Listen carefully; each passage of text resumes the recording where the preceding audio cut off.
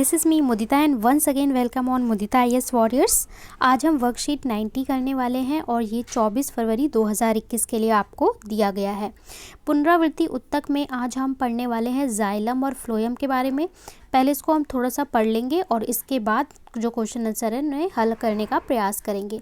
देखिए जाइलम और फ्लोएम क्या होता है, तो अगर आप किसी पौधे को देखेंगे, ठीक है, किसी प्लांट को देखेंगे, किसी ट्री को देखेंगे, तो उसके पेड़ के मुख्य दो भाग होते हैं, ठीक है। एक ये होता है और एक ये होता है, जिसे हम कहते हैं शूट और इसे कहते हैं रूट, यानी कि जड़, और ये ऊपर का पूरा तना वाला भाग। तो यहाँ पे जो ये रूट वाला भाग है, यहाँ पे कौन होता है, जाइलम होता है। जाइलम का काम क्या है कि जड़ों से पानी को और जो अन्य पदार्थ हैं उन्हें ऊपर पौधे के हर भाग में पत्तियों तक सब जगह पहुंचाना। वहीं जो पत्तियां प्रकाश संश्लेषण से खाना बनाती हैं उसे फ्लोएम जो हमारा होता है, फ्लोएम उसे जड़ों तक और पौधे के हर भाग में पहुंचाने का कार्य करता है। अब देख लेते हैं जाइलम और फ्लोएम के बारे में क्या दिया हुआ है। जाइलम उत्तक पौधों का कष्ठीय भाग है। यह संवहन और यांत्रिक दोनों वाला उत्तक है, यानी कि देखिए जो ये वुडन यानी लकड़ी वाला भाग जो होता है, कष्ठीय भाग, वो होता है हमारा जाइलम। और इसका काम क्या है, इसका काम है एक तो सपोर्ट देना, ठीक है, सपोर्ट देना, और दूसरा इस पानी को ट्रांसपोर्ट करना। ये जल तथा खनिज का संवहन मृदा से पादप तक करता है। मिट्टी में आपको पता है बहुत सारे खनिज होते हैं, तो खनिज को पानी में सोख कर उसे पौधे तक पहुंचाने का कार्य करता है।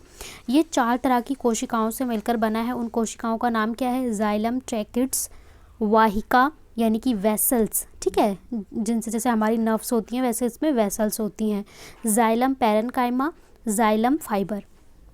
ट्रैकिड्स और वेसल जल और खनिज लवण का ऊर्ध्वाधर संवहन करती हैं। ऊर्ध्वाधर मतलब लंबे लंबे इस तरीके से संवहन करती हैं।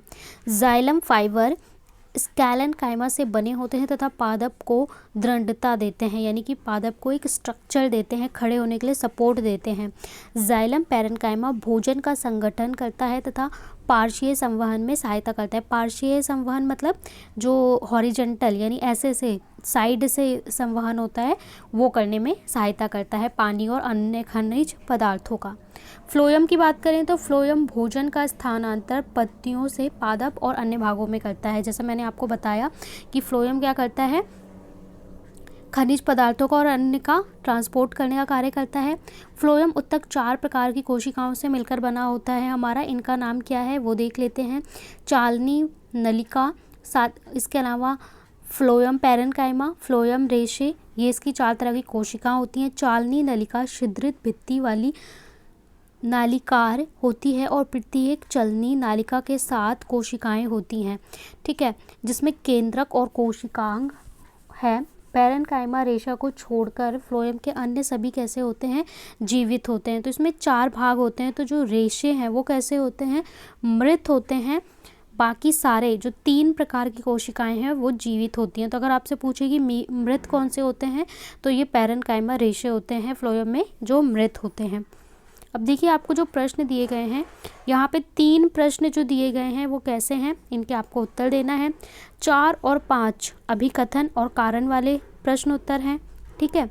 इसके बाद आपको 2 लाइन दी गई है, अनुच्छेद दिया गया है, और 6, 7 इस पर आधारित प्रश्न है। चलिए सॉल्यूशन देख लेते हैं। फ्लोएम के संघटकों के नाम बताइए। तो जाइलम के संघटक क्या होते हैं, 4 प्रकार की कोशिकाएं, जाइलम ट्रैकिड्स, वाहिका, जाइलम पैरेन्काइमा और जाइलम फाइबर्स। फ्लोएम के संगठन कौन से हैं, चालनी नालिका, साथी कोशिकाएं, फ्लोएम पैरेन्काइमा और फ्लोएम रेशे। तो ये हमारे इसके क्या होते हैं, संगठन होते हैं। आगे देख लेते हैं। दूसरे प्रश्न में बोला है जाइलम और फ्लोएम के बीच उनके कार्यों के आधार पर अंतर। तो उनका जो मुख्य कार्य होता है उसके आधार पर अंतर स्पष्ट करना है। जाइलम एक संवहनी उत्तक है जो पानी और विघटित खनिजों को जड़ से अवशेषित कर शेष पौधे तक पहुंचाता है। और फ्लोएम एक संवहनी उत्तक है जो पौधे के हरे भाग पौधे के बाकी हिस्सों में प्रकाश संश्लेषण के द्वारा तैयार घुलनशील कार्बनिक यौगिक यानी कि जो ग्लूकोज होता है, ठीक है, ग्लूकोज जो बनता है उसको पहुंचाने का कार्य करता है। जाइलम तथा फ्लोएम में पादपों का महत्व, क्या महत्व है इसका, तो जाइलम तथा फ्लोएम पादपों में पानी तथा अन्य खनिजों को स्थानांतरित करते हैं, एक जगह से दूसरी जगह पहुंचाते हैं। जाइलम जड़ों से ऊपर की ओर पौधे के हर भाग में पानी और खनिज पहुंचाता है, वहीं फ्लोएम पत्तियों में बने ग्लूकोज को पौधे के हर भाग तक पहुंचाने का कार्य करता है। तो ये हो गया हमारा सेकंड और थर्ड आंसर। फोर्थ आपका अभिकथन है कि जाइलम पैरेन्काइमा कोशिका स्टार्च के रूप में भोजन का संग्रहण करती है। तो सही है, अभी हमने ऊपर देखा था जाइलम पैरेन्काइमा है वो फूड स्टोर करने का, खाने को संग्रहण करने का कार्य करती है। ये छोटी तथा दृढ़ कोशिकाएं भित्ति वाली हैं, ये भी सही है, लेकिन जो हमारा व्याख्या है वो इस चीज़ की व्याख्या यानी अभिकथन की व्याख्या नहीं करता है। दोनों अलग अलग स्टेटमेंट हैं, तो दोनों सही हैं, परंतु आर एक ही सही व्याख्या नहीं करता है, इसलिए हमारा आंसर क्या होगा बी। अभिकथन पांचवें में बोल रखा है एक साधारण उत्तक एक ही प्रकार की कोशिकाओं से बनता है। एक साधारण उत्तक एक ही प्रकार की कोशिकाओं से बनता है, ठीक है, ठीक है, यही होता है साधारण उत्तक, ठीक है। और जटिल क्या होता है, जो एक से अधिक प्रकार की कोशिकाओं से बना होता है। कारण है पादपों में साधारण उत्तक पैरेन्काइमा, कॉलेनकाइमा, स्कैलेनकाइमा है, तो ये भी सही बात है। तो दोनों ही क्या है, सही हैं, ए और आर दोनों सत्य हैं और आर एक ही सही व्याख्या करता है, ठीक है। तो ये दोनों ही क्लियर हो गए। सिक्स्थ में बोला है निम्न में से फ्लोएम का कौन सा संगठन मृत कोशिका से बना है। तो अभी हमने पढ़ा था कि फ्लोएम रेशे जो हैं वो क्या होते हैं, मृत होते हैं, और बाकी जो 3 प्रकार के होते हैं वो कैसी होती हैं कोशिकाएं, फ्लोएम में जीवित होती हैं। स्थायी उत्तक जो कि जीवन कोशिका से बना उनकी पतली कोशिका भित्तियां हैं, वो कौन सा है, तो स्थायी उत्तक जीवित कोशिका पैरेन्काइमा, ठीक है। तो पैरेन्काइमा है इसका आंसर। तो ये यहाँ पे हमारी जो वर्कशीट है वो कंप्लीट होती है। आई होप आपको समझ में आ गया होगा।